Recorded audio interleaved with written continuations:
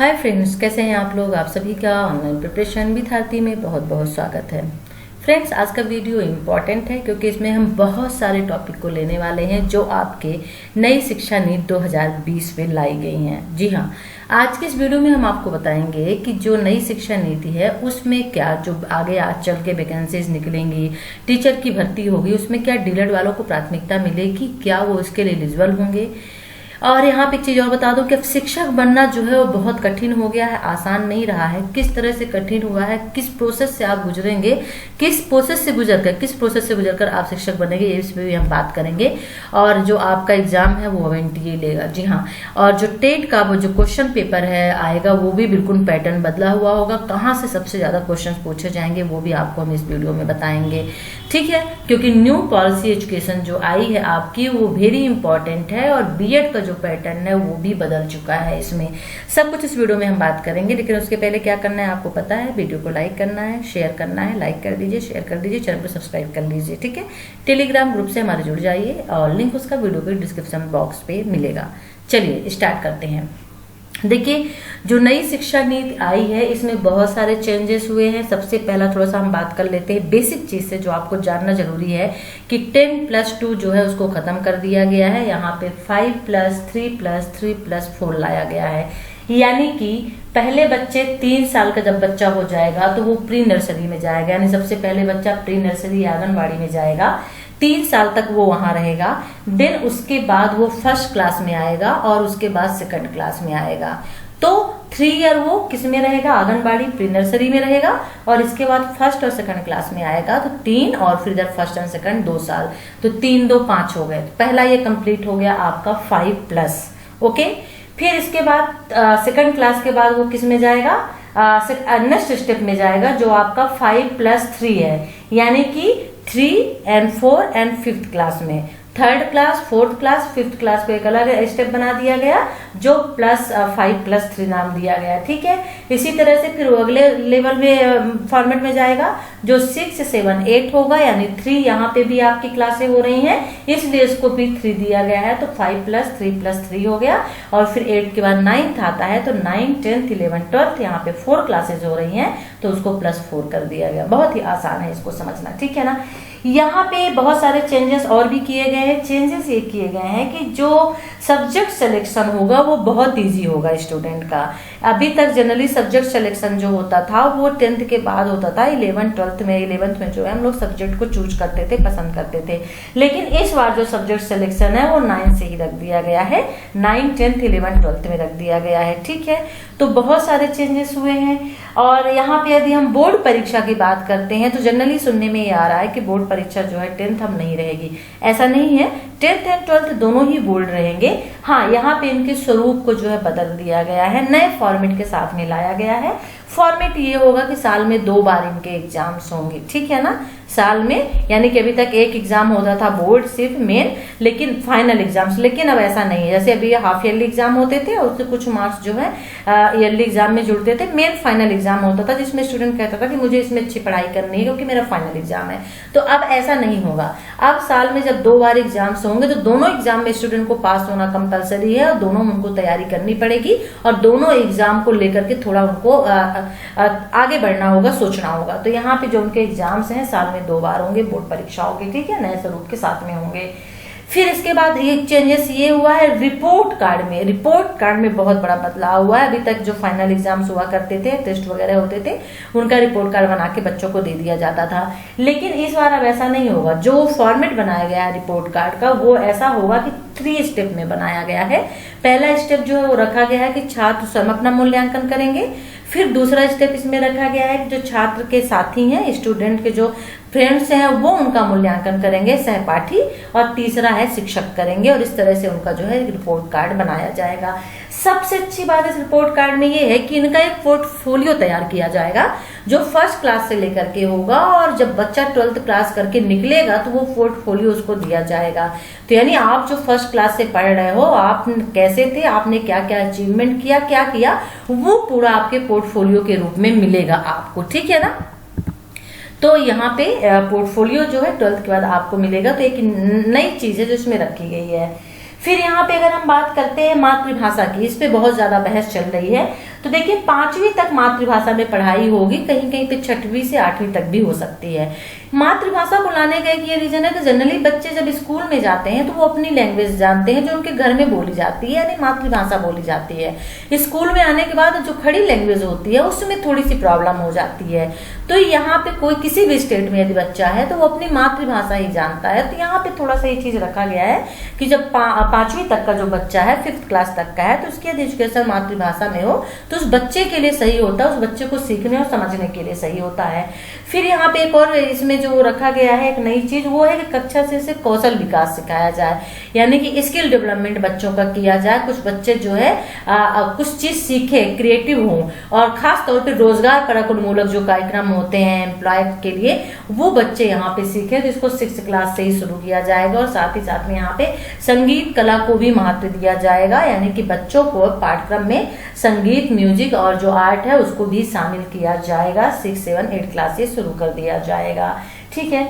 और यहाँ पे कॉलेज की अगर हम बात करते हैं तो जो ग्रेजुएशन जो है वेरी इंपॉर्टेंट है। ग्रेजुएशन जो है 3 से 4 ईयर का है, लेकिन यहाँ पे क्लियर कर दूं, जो लोग सिर्फ ग्रेजुएशन करना चाह रहे हैं और उसके बाद कुछ नहीं करना चाह रहे हैं उनके लिए 3 साल का है। लेकिन जैसे मान लीजिए आप रिसर्च करना चाह रहे हैं, ठीक है ना, तो आपके लिए ग्रेजुएशन फिर 4 साल का होगा, उसमें 1 साल MA होगा, इंक्लूड होगा आपका 1 साल MA उसमें पढ़ाया जाएगा, इसीलिए 4 साल का होगा। फिर उसके बाद जो है आप रिसर्च कर सकते हैं, PhD कर सकते हैं, ठीक है ना।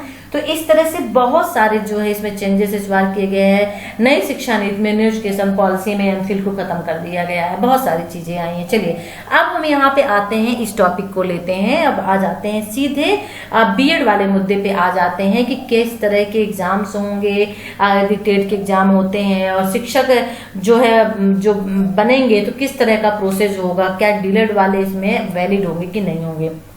पहली बात यहाँ पे बता दूं कि BEd जो है अभी वो 2 साल का ही रखा गया है, 2030 तक, 20 लगा है, 2030 तक जो है BEd सिर्फ 2 साल का होगा। यदि आप BEd करना चाह रहे हैं तो अभी आप कर लीजिए।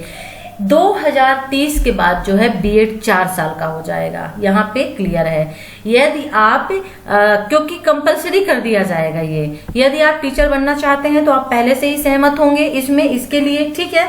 तो सीधी सी बात है कि आप जैसे आपने 12th किया तो 12th के बाद आपको क्या करना, आपको पता है कि आपको टीचर बनना है तो आप ग्रेजुएशन करोगे, तो उस ग्रेजुएशन के साथ में ही आपको BEd भी कराया जाएगा, शिक्षा स्नातक उसको कहा जाएगा।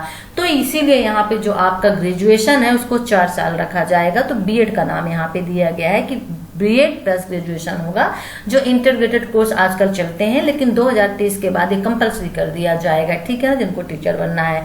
तो उसके बाद जो BEd है वो सीधे 4 साल का हो जाएगा।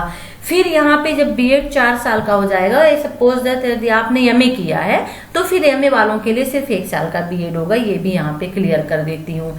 जो आपकी नई शिक्षा नीति पॉलिसी आई है उसमें स्पष्ट तौर पे लिखा हुआ है कि टीचर के लिए, शिक्षक के लिए न्यूनतम योग्यता जो है वो BEd होगी।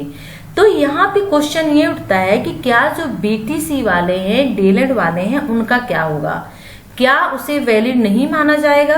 क्या सिर्फ और सिर्फ टीचर बनने के लिए BEd को ही वैलिड माना जाएगा? मुझे ऐसा लगता है कि शायद 2030 के बाद में ऐसा ही हो। उसका रीजन ये है कि नई शिक्षा नीति में, न्यू एजुकेशन पॉलिसी में जो संविदा भर्ती है उसको भी बंद करने की बात कही गई है। जो पैरा टीचर्स होते हैं वो भी समाप्त हो जाएगा। राजस्थान में पैरा टीचर्स चल रहा है तो उसको भी समाप्त करने की बात कही गई है। यानी सिर्फ और सिर्फ डायरेक्ट अब इसमें सीधी भर्ती हुआ करेगी टीचर बनने के लिए। लेकिन यहाँ पे जो सफर है वो आसान नहीं होगा। क्यों नहीं होगा? क्योंकि शिक्षक बनना पहले से कठिन हो गया है। शिक्षक बनने के लिए क्या करना होगा? देखिए, सबसे पहले इसका एंट्रेंस एग्जाम होगा। आप सपोज दैट मान लीजिए कि वैकेंसी निकलती है, तो वैकेंसी निकलती है तो उसके बाद सबसे पहले एंट्रेंस एग्जाम होगा। ओके, आपको टेट उट पास करना तो खैर जरूरी है ही है जो है। अभी यहाँ पे ये बात क्लियर नहीं कही गई है कि आप टेट सी टेट पास होंगे तभी आप एंट्रेंस एग्जाम में बैठ पाएंगे, या फिर आप एंट्रेंस एग्जाम को पास करिए देन उसके बाद जो प्रोसेस है उसको अप्लाई करिए। कुछ टाइम बाद ये बातें क्लियर हो जाएंगी। तो जो एंट्रेंस एग्जाम आपका होगा, जो प्रवेश परीक्षा होगी जब वैकेंसीज निकलेगी, तो उसको कंडक्ट NTA करवाएगा। ठीक है, वेरी इंपॉर्टेंट है, इस चीज को आपको समझना थोड़ा सा। एनटीए जो है, जो कि अभी भी बहुत सारे एग्जाम्स जो है नीट वगैरह का एग्जाम्स है, ठीक है ना, ये एग्जाम्स जो है एनटीए करवा रहा है। तो अब जो है टीचर का भी एग्जाम्स जो है वो एनटीए करवाएगा, और मुझे लगता है जो सीटेट वगैरह का एग्जाम आपका है वो एनटीए का कंडक्ट करवाएगा। अब वो उसने एग्जाम कंडक्ट करवा लिया और आप उसमें क्वालिफाई हो गए हैं, तो आप टीचर के लिए एलिजिबल अभी नहीं होंगे, क्योंकि इस एग्जाम को क्वालिफाई करने के बाद आपको एक सुपर टेट एग्जाम से गुजरना होगा, जिसका नाम होगा सुपर टेट, यानी फिर एक आपको एग्जाम देना होगा, क्योंकि इन सबकी मेरिट लिस्ट बनेगी, ये भी बता दूं, ठीक है। फिर उसमें यदि आप क्वालिफाई हो गए हैं, मेरिट लिस्ट बन रही है, तो इसके बाद फिर आपको जो है इंटरव्यू देना पड़ेगा। इतना आसान नहीं है, इंटरव्यू जो आपका है बीओ कार्यालय में देना पड़ेगा, वहां से डायरेक्ट जो है मिनिस्ट्री में जाएगा वो, यानी कि शिक्षा डिपार्टमेंट जो है, एजुकेशन डिपार्टमेंट जो शिक्षा मंत्रालय है वहां जाएगा, वहां से सेलेक्ट होके आएगा कि जो लोग सेलेक्ट है उनका नाम वहां से आएगा।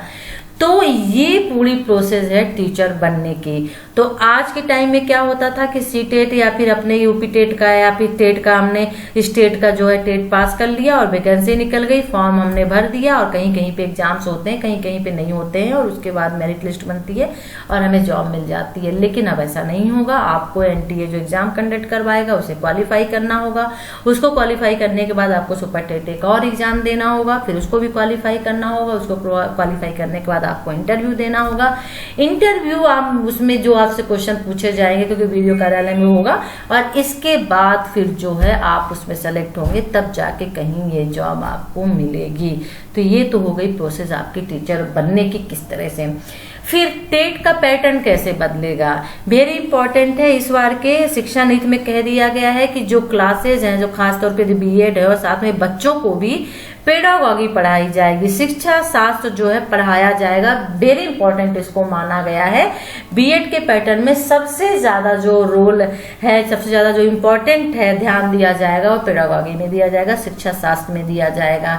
इसीलिए बोल रहे हैं कि जब बीएड का पैटर्न बदल रहा है, पेडागॉजी पे ज्यादा ध्यान दिया जाएगा, तो सीधी सी बात है कि आपके टेट जो सीटेट और टेट का जो एग्जाम्स होगा उसमें भी पेडागॉजी के क्वेश्चन ज्यादा पूछे जाएंगे, तो वो वेरी इंपॉर्टेंट बन जाता है। यानी सबसे ज्यादा आपको यदि कवर करना है तो पेडागॉजी शिक्षा शास्त्र जो है आपको वो कवर करना होगा यहाँ पे, ठीक है। और वहीं से भी प्रश्न जो है सबसे ज्यादा पूछे जाएंगे। तो अभी भी एक क्वेश्चन जो है बरकरार है डीएलएड वालों के लिए, बीटीसी वालों के लिए। तो देखते हैं, हो सकता है कि जो प्राइमरी लेवल का है तो प्राइमरी में डीएलएड और बीटीसी वालों को कर दिया जाए, सिर्फ और सिर्फ वही हो सकते हैं, और अपर के लिए सिर्फ और सिर्फ बीएड वालों को कर दिया जाए। भले आपने ग्रेजुएशन किया हो, डीएलएड है, तब भी आप एलिजिबल नहीं होंगे, सिर्फ आप प्राइमरी के लिए होंगे, और अपर के लिए जो है वो बीएड के लिए कर दिया जाए, ऐसा भी हो सकता है। लेकिन जो भी गाइडलाइन निकाली गई है न्यू एजुकेशन पॉलिसी की, उसमें कहीं पे भी डीएलएड बीटीसी का जिक्र नहीं है, सिर्फ और सिर्फ है न्यूनतम योग्यता तो बीएड का है। तो यदि आपने अभी तक बीएड नहीं किया है तो मेरा सजेशन यही है कि बीएड कर लीजिए। 2030 तक का 2 वर्ष का बीएड अभी आपका हो रहा है। यदि आपने एमए किया है तो 1 ईयर का, नहीं किया है तो 2 साल का हो रहा है ग्रेजुएशन के बाद, तो प्लीज आप कर लीजिए, क्योंकि उसके बाद आपका बीएड हो जाएगा 4 साल का। तो ये वीडियो कैसा लगा? कोई यदि क्वेरी है, आपके मन में कोई जिज्ञासा है, तो आप कमेंट्स करके पूछ सकते हैं, हमारे टेलीग्राम नंबर से जुड़ सकते हैं, वहां पे भी कमेंट्स कर सकते हैं, लिंक वीडियो के डिस्क्रिप्शन बॉक्स पे रहेगा। तो वीडियो को लाइक करिए, शेयर करिए, चैनल को सब्सक्राइब नहीं किया सब्सक्राइब कर लीजिए। नेक्स्ट वीडियो में इन्फॉर्मेशन के साथ हम आपसे फिर मिलते हैं, तब तक के लिए टेक केयर, बाय।